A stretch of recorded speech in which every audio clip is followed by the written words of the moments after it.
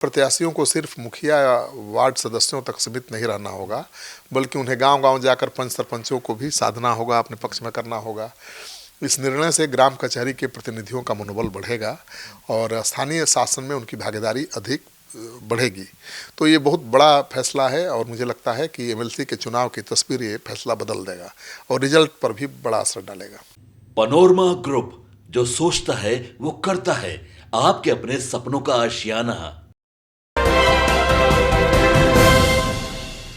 नमस्कार, आप देख रहे हैं सिटी पोस्ट लाइव। मैं हूं अंकित। बिहार एमएलसी चुनाव में बड़ा बदलाव, अब पंच और सरपंच को भी वोटिंग का अधिकार। जी हां, बिहार विधान परिषद चुनाव में अब पंच और सरपंच भी मतदान कर सकेंगे। केंद्र सरकार ने संवैधानिक प्रावधानों के तहत उन्हें स्थानीय निकाय का पात्र मतदाता माना है। लंबे समय से चल रही इस मांग के पूरे होने से हजारों प्रतिनिधियों को वोट का अधिकार मिलेगा, जिससे एमएलसी चुनाव के समीकरण बदल जाएंगे। आज इसी मुद्दे पर बात करने हमारे आज के सहयोगी हैं चीफ एडिटर श्रीकांत पृथ्वी सर। सर, सवाल है कि बिहार एमएलसी चुनाव में बड़ा बदलाव हो गया है, अब पंच और सरपंच को भी वोटिंग का अधिकार होगा। ये बहुत पुरानी मांग थी जिसे मान लिया गया है और इससे चुनाव के समीकरण बदल जाएंगे। लंबे समय से मांग चली आ रही थी और इसको स्वीकार करते हुए अब बिहार विधान परिषद के स्थानीय निकाय चुनाव में पंच और सरपंचों को भी मतदान करने का अधिकार दे दिया गया है। केंद्र सरकार के पंचायती राज मंत्रालय द्वारा जारी पत्र के बाद अब बिहार में त्रिस्तरीय पंचायती राज व्यवस्था के सभी निर्वाचित प्रतिनिधियों की भूमिका एमएलसी चुनाव में महत्वपूर्ण हो जाएगी, मतलब उनको वोट देने का अधिकार होगा, तो समीकरण तो बदलेगा। तो इस फैसले का क्या असर पड़ेगा सर? देखिए, अब तक विधान परिषद के स्थानीय प्राधिकारी निर्वाचन क्षेत्रों के चुनाव में मुख्य रूप से मुखिया, वार्ड सदस्य, पंचायत समिति सदस्य, जिला परिषद के सदस्य, नगर निकायों के प्रतिनिधि ही मतदान करते थे।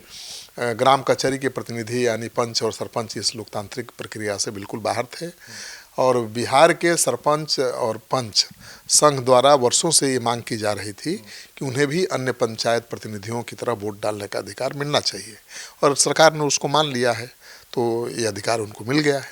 एक और सवाल है सर कि संवैधानिक आधार और मंत्रालय का रुख क्या है? देखिए, केंद्रीय पंचायती राज मंत्रालय ने अपने पत्र में साफ किया है कि संविधान के अनुच्छेद 171(3) ए के अनुसार यानी जनप्रतिनिधि कानून के तहत ग्राम पंचायतों और स्थानीय निकाय की श्रेणी में आना चाहिए, मतलब ग्राम पंचायतें अब स्थानीय निकाय की श्रेणी में आएंगी और इस आधार पर ग्राम पंचायत के सभी निर्वाचित प्रतिनिधि, जिनमें पंच और सरपंच भी शामिल हैं, एमएलसी चुनाव में मतदान करने के पात्र हैं। तो बिहार में पंचों और सरपंचों की संख्या काफ़ी अधिक है। इस फैसले के बाद मतदाता सूची में हजारों नए नाम जुड़ेंगे, जिससे एमएलसी चुनाव की पूरी तस्वीर बदल जाएगी। अब प्रत्याशियों को सिर्फ मुखिया या वार्ड सदस्यों तक सीमित नहीं रहना होगा, बल्कि उन्हें गांव-गांव जाकर पंच सरपंचों को भी साधना होगा, अपने पक्ष में करना होगा। इस निर्णय से ग्राम कचहरी के प्रतिनिधियों का मनोबल बढ़ेगा और स्थानीय शासन में उनकी भागीदारी अधिक बढ़ेगी। तो ये बहुत बड़ा फैसला है और मुझे लगता है कि एमएलसी के चुनाव की तस्वीर ये फैसला बदल देगा और रिजल्ट पर भी बड़ा असर डालेगा। तो जैसा कि सुना आपने इस पूरे डिबेट को लेकर, आपकी क्या राय है इस पूरे डिबेट को लेकर? कमेंट में अपनी राय हमारे साथ जरूर साझा करें और देखते रहें सिटी पोस्ट लाइव।